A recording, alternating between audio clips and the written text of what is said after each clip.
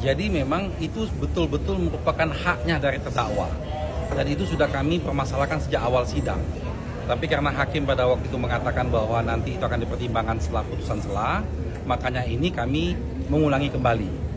Karena inilah sebetulnya kunci kita melihat bahwa betul-betul ada kerugian negara atau tidak.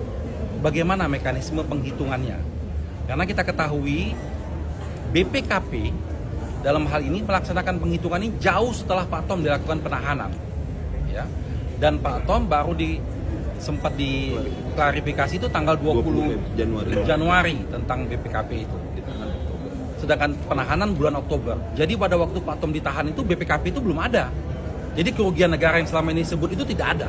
Gitu. Nah sekarang katanya sudah ada, kenapa disembunyikan?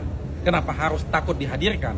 Makanya tadi kami minta bantuan melalui Majelis Hakim berdasarkan dasar hukum yang kuat. Tadi kami uraikan, Majelis Hakim menerima bahwa BPKP harus dilampirkan sebagai satu salinan bukti yang diberikan kepada kami terdakwa dan penasihat hukumnya. Jadi poinnya ke sana. Tadi ada yang menarik bahwa Bapak bilang bahwa ini dilihat oleh publik sehingga penegakan keadilan, maksud penegakan hukumnya mohon ditegakkan seadil-adilnya. Ini maksud Bapak seperti apa? Ya kita ketahui bahwa perkara Thomas Trikasi Lembong ini kan menarik perhatian publik. Masyarakat Indonesia semua mengikuti proses persidangan ini. Jadi kalau dalam proses ini ada yang salah, apakah itu jaksanya ataukah hakimnya, maka akan dinilai oleh semua masyarakat bangsa Indonesia dan mempunyai dampak yang luar biasa terhadap penegakan hukum kita. Makanya itu tadi kami sampaikan semua dasar-dasarnya sangat jelas dan sangat clear. Bahkan putusan Mahkamah Konstitusinya kami sampaikan juga.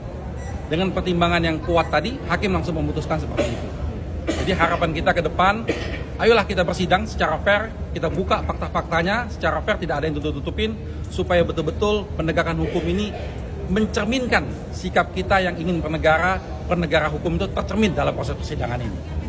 Bang, ini kan masuk ke tahap pembuktian, ada saksi-saksi yang dihadirkan. Apakah pihak Bapak akan meminta untuk dihadirkan mantan Menteri Perdagangan setelah Pak Tom untuk katakan membandingkan kebijakan importasi gulanya seperti apa atau?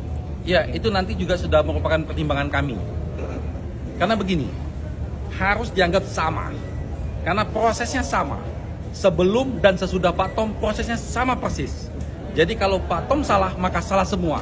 Tapi kalau Pak Tom benar, maka benar semua. Harus begitu cara berpikirnya. Karena tidak ada yang membedakan antara kebijakan Pak Tom dengan kementerian yang lainnya. Baik yang sebelum maupun sesudahnya, ya, termasuk dari periode 2016 sampai kepada periode 2023, semuanya sama.